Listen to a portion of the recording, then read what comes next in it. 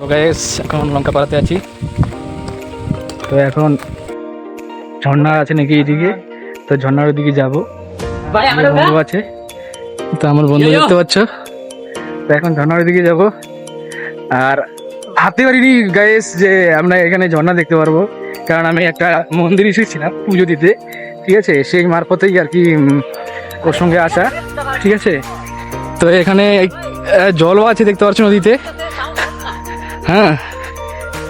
আর নামলো কিভাবে রে? নাম ওই নাম, ওরা কিভাবে নামছে? এ ডোঙ্গা চা,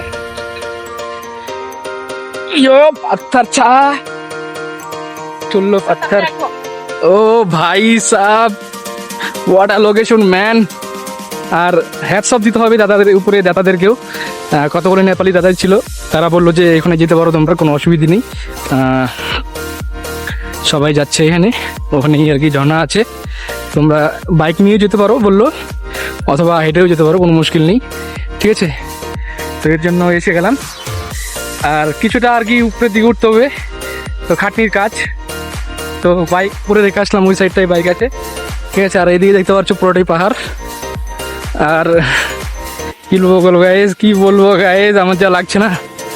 আর গামছা নিয়ে আসলে হয়তো স্নানটা করে দিতে পারতাম, সেটি হচ্ছে না কারণ গামছা নিয়ে আসিনি। তো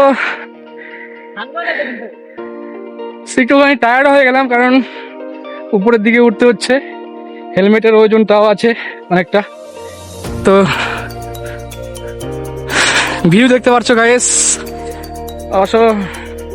দারুণ ভিউ।